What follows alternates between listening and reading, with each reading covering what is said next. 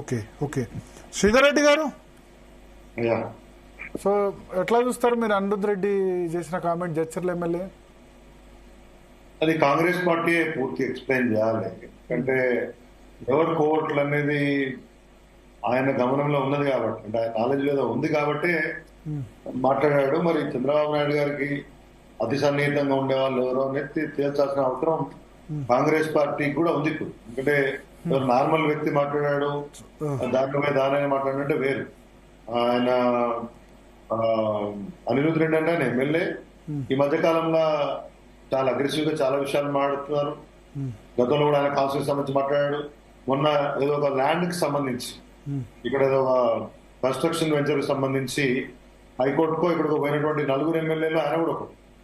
అంటే ఎక్కడో దగ్గర కాంగ్రెస్ పార్టీ ప్రభుత్వంతో లేకపోతే కాంగ్రెస్ పార్టీ అధినాయకత్వంతో ఆయన విభేదించినట్టు కనబడతా ఉంది.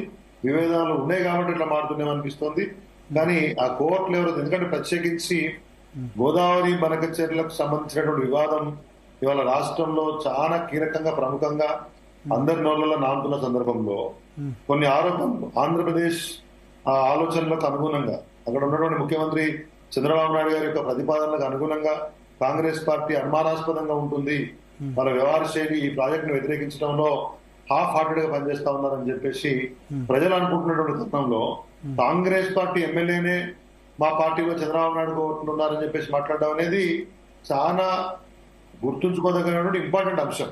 దాన్ని ఏదో వ్యక్తిగత అభిప్రాయంగా ఏదో బై మిస్టేక్ మాట్లాడు, ఇప్పుడే ఎల్కేజీ పాస్ అయ్యండి, యూకేజీకి ఇంకా పోలే ఆయనకి ఏం తెలియదని అనుకుంటే అది ఇబ్బంది పడి చెప్పలేని పరిస్థితే. దాకర్ గారి ప్లేస్ లో ఎవరున్నా చెప్పలేరు. ఎందుకు చెప్పిండంటే చెప్తే ఆయన కోపం, చెప్పకపోతే వీళ్ళకి కోపం కాబట్టి అది చెప్పరు నాకు తెలియదు. కానీ ఏది ఏమైనా మీ పార్టీ మొన్నటి వరకు ఒక ఆరోపణ చేసింది, భారతీయ జనతా పార్టీ దీనిలో కొల్లుడైంది, అసలు దాని సంగతి ఏంది? మరి వాళ్ళు కేంద్ర ప్రభుత్వం ఫస్ట్ అడుగునే తిరస్కరించారు, ఎక్స్పర్ట్ అప్రైజల్ కమిటీ. అది తిరస్కరించడం కాదు పూర్తి స్థాయిలో. కాకపోతే ఏంటంటే తొలి అడిగే కదా, తొలి అడుగునే దాన్ని రిజెక్ట్ చేశారు అంటారా? BRS party first we have alerted the Telangana government. Babu ఇట్లా బంకచర్ల కోసం వాళ్ళు ముందుకెళ్తున్నారు, కేంద్ర ప్రభుత్వం చూసాయి ఒప్పుకుంది, వాళ్ళు ధనం కోసం కూడా అంటే నిధుల కోసం కూడా నిర్మలా సీతారామన్ అడుగుతున్నారు, ఇది తెలంగాణకు నష్టమైంది అన్న తర్వాత ఓ బ్యాక్గ్రౌండ్ లెటర్ ఉత్తమ్ కుమార్ గారు సంధించారు. ఆ తర్వాత రకరకాలుగా మేము మాట్లాడినాం, ముఖ్యమంత్రి ఈ had to conduct review meeting on that. ఆ తర్వాత ఇది రిప్రజెంట్ చేసినారు. అల్టిమేట్లీ ఇప్పుడు ఏం జరిగింది, అక్కడ ముందు సిడబ్ల్యూసీ పర్మిషన్ తీసుకున్న తర్వాత పర్యావరణ మంత్రులకు రండి, అప్పుడు టర్మ్స్ ఆఫ్ రిఫరెన్స్ ఫైనలైజ్ చేస్తామని చెప్పారు. It is only a temporary halt. However ఆ హాల్ట్ రావడానికి కూడా హరీష్ రావు గారు రాసిన లెటర్, ఆ తర్వాత బీఆర్ఎస్ పార్టీ బలంగా వినిపించిన వార్త, దాని తదనంతరం కాంగ్రెస్ పార్టీ ప్రభుత్వం గొంతు గొప్ప చేసినటువంటి దానివల్ల తప్పితే అసలు ఇప్పుడు ఏదో ఇప్పటికైనా కానీ కాంగ్రెస్ ప్రభుత్వం బలంగా నిల్చోవాలి. కానీ అసలు బనకచెర్ల అన్నది అసలు కేసీఆర్ మానస పుత్రిక అంటున్నారు, ఆయన చెప్పిందే చేశారు. ఇక్కడ ప్రకాష్ అన్న ఉన్నాడు, నేను నిన్న చెప్పిన ఈ మాట చెప్పింది రేవంత్ రెడ్డి నిన్న. నేను మాట్లాడతాను భరత్. ఒక నిమిషం రాజకీయంగా చెప్పిన తర్వాత యూ కన్ఫర్మ్ ఇట్.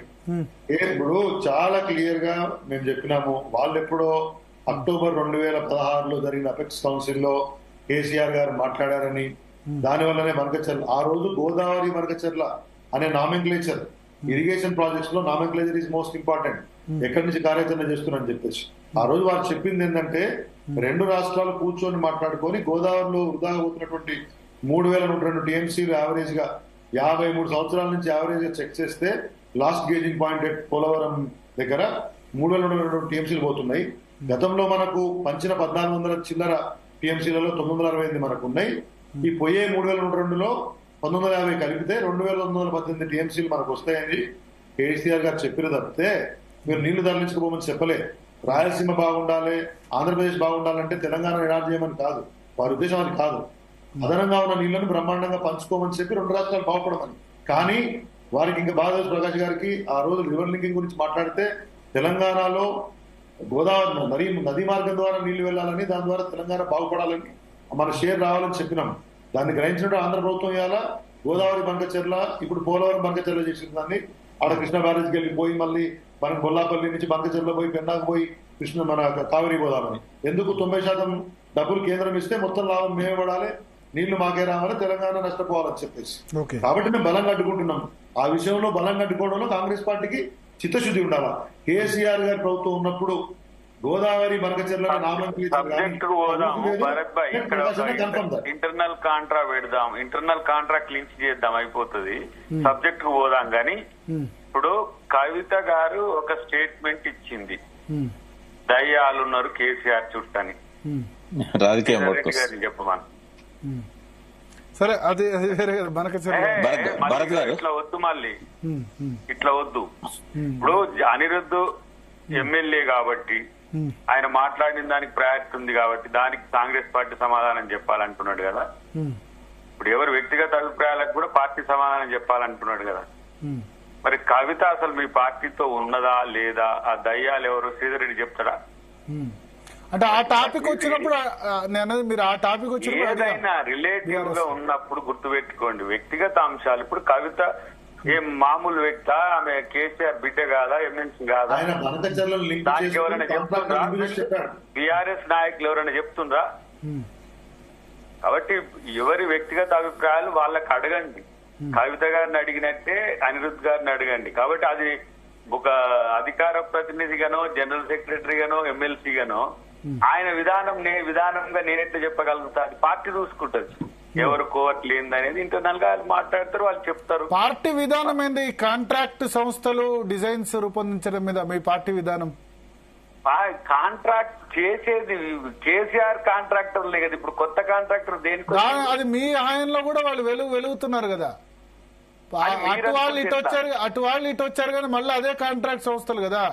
ఇప్పుడు కాళేశ్వరం కంప్లీట్ కాలే, మరి నేను ఆయన మార్చాలా? కొత్తది ఇస్తున్నారు కదా, ఆయన మార్చడం కాదు. Palamuru Rangareddy young India schools మళ్ళీ మీరు మెగాకే ఇచ్చారు కదా. మల్టిపుల్ గా చేస్తున్నారు. కాళేశ్వరం వదిలేయండి, మెగా. ఇప్పుడు మీరు మెగా మీద మీరు అధికారం లేనప్పుడు తిట్టారు. యంగ్ ఇండియా స్కూల్స్ మళ్ళీ మెగాకే ఇచ్చారు కదా అంటారా? ఎవరన్నారు మీతోని? ఎవరన్నారని మెగా కాంట్రాక్ట్ వచ్చింది? ఎవరు అది మల్టిపుల్ గా ఉన్నాయి, తెలుసుకొని మాట్లాడాలి. ఊరికనే ఉత్తగానే మాట్లాడితే ఎట్లా? వాళ్ళు ఇప్పుడు మీరు తెలియకపోతే నేను చెప్తా వినండి. అన్ని స్కూల్స్ ఎవరికి అందరికి ఒక్కళ్ళకి ఏమి ఇవ్వట్లేరు. ఒక్కొక్క కొందరికి తెలంగాణ కాంట్రాక్టర్లు కూడా ఉంటారు దాంట్లో. కాబట్టి అయిన 2-3 ఇట్లలోనో 10 ఇట్లలోనో పెట్టే ప్రయత్నం చేయకండి. రెండవది ఏంటంటే, ఈ రోజు జరుగుతున్న పరిణామాల్లో కాంగ్రెస్ పార్టీని బీఆర్ఎస్ అంటుంది కానీ 9 సంవత్సరాలు వాళ్ళు కామ్ గా కూర్చొని ఇప్పుడు కయ్యిన లేస్తే ఎవడు నమ్ముతాడు వాళ్ళని? ఇవాళ హరీష్ రావు తెగ మాట్లాడేస్తుంది. ఆయన మాట్లాడితే అసెంబ్లీకి పెడతాం, రమ్మను మీ మామను, వస్తే అప్పుడు మాట్లాడదాం. చేసింది ఆయన, నువ్వు మధ్యన వచ్చి అటు ఇటు మాట్లాడితే ఏముంటుందా? అసలు చేసిన ఆయన ఇంట వంతాడంటే ఈయన వచ్చి వదులుతాడంటే సగమే ఈయన చేసి. పిల్లలు చాలన్నాడు కేసీఆర్. పిల్లలు చాలు నేనెందుకు అన్నాడు? మరి దానికి మా వాళ్ళు కూడా వాళ్ళే వస్తారు, ఆ స్థాయి వాళ్ళే వస్తారు, హరీష్ రావు స్థాయి వాళ్ళు వస్తారు. అసెంబ్లీ ఎందుకు ఆయనకు? హరీష్ రావు స్థాయి 6 సార్లు ఎమ్మెల్యే కదా. హరీష్ రావు తక్కువ స్థాయి కాదు కదా. అవునా? 6 సార్లు వి ప్రకాష్ గారు కరెక్ట్ చేయాలి కాదు. ఇక కాంగ్రెస్ లో లేరు ఇప్పుడు లేరు. ఎందుకు లేరు? ఉత్తమ్ కుమార్ రెడ్డి సీనియర్ ఇప్పుడున్న వాళ్ళు. మరి ఇంకేంది? ఉత్తమ్ కుమార్ రెడ్డి గారు వస్తారు. అదే నేను చెప్తాను, కాంగ్రెస్ నుంచి గెలిచిన వాళ్ళు ఇప్పుడున్న వాళ్ళు లేరు అంటారు. ఇప్పుడు ఉత్తమ్ కుమార్ రెడ్డి కూడా 6 సార్లు గెలవలేదు, 6-7 సార్లు గెలవలేదు, 4 సార్లు అనుకుంటా. కాదు, ఇప్పుడు ఉత్తమ్ కుమార్ రెడ్డి గెలిచిందా లేదా పక్కన పెడితే, ఇప్పుడు అసెంబ్లీకి మరి ఆయన రాండి అసెంబ్లీ ఎందుకు పెడతారు? ఆయనకు సమాధానం చెప్పాడని ఉత్తమ్ గారు చెప్తారు. ఓకే. కాబట్టి అవన్నీ కూడా రాజకీయ ప్రేరేపిత కాదు. సబ్జెక్ట్ మాట్లాడుకుంటే మాట్లాడదాం. ప్రకాష్ గారిని అడగండి, వరుసపై ఒకటి దాని తర్వాత ప్రకాష్ గారు ఇప్పుడు